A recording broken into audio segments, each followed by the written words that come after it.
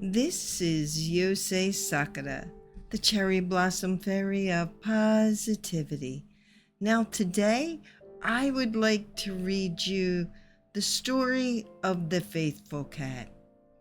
It comes from a book that I have about Japanese myths and legends, and this story was written by A.B. Mitford. Some years ago, in the summertime, a man went to pay a visit at a certain house at Osaka. And in the course of conversation, he said, "I have eaten some very extraordinary cakes today." And on being asked what he meant, he told the following story.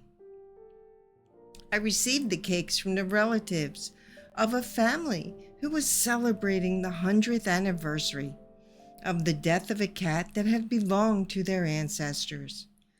When I asked the history of the affair, I was told that in former days, a young girl of the family, when she was about 16 years old, used to always be followed about by a tomcat who was reared in the house, so much so that the two were never separated for an instant.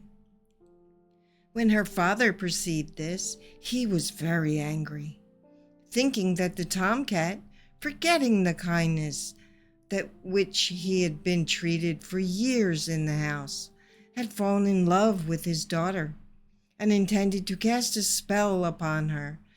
So he determined that he must kill the beast. As he was planning this in secret, the cat overheard him, and that night went to his pillow and, assuming a human voice, said to him, "You suspect me of being in love with your daughter, and although you might well be justified in so thinking, your suspicions are groundless. The fact is this: there is a very large old rat who has been living for many years in your granary. Now it is this old rat who is in love with my young mistress, and this is why I dare not leave her side for a moment, for fear that the old rat should carry her off. Therefore I pray that you dispel your suspicions. But as I, by myself, am no match for the rat, there is a famous cat named Buchi in the house of Mr. So-and-so at Ajikawa. If you will borrow that cat, we will soon make an end of the old rat." When the father awoke from his dream, he thought it so wonderful that he told the household of it.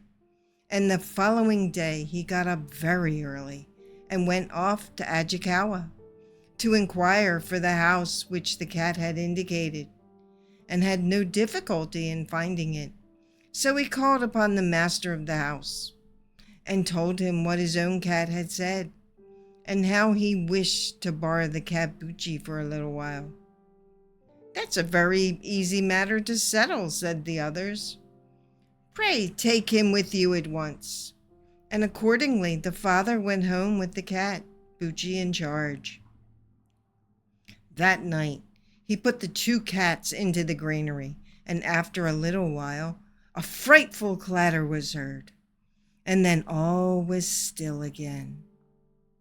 So the people of the house opened the door and crowded out to see what had happened. And there they beheld the two cats and the rat, all locked together and panting for breath. So they cut the throat of the rat, which was as big as either of the cats. Then they attended to the two cats. But although they gave them ginseng and other restoratives, they both got weaker and weaker, until at last they died. So the rat was thrown into the river, but the two cats were buried with all honors in a neighboring temple. This is a wonderful story. And if you would like to hear more like this, please let me know in the comment section, and I would be happy to read them. Again, this is Yosei Sakura. Have a wonderful day. Stay positive.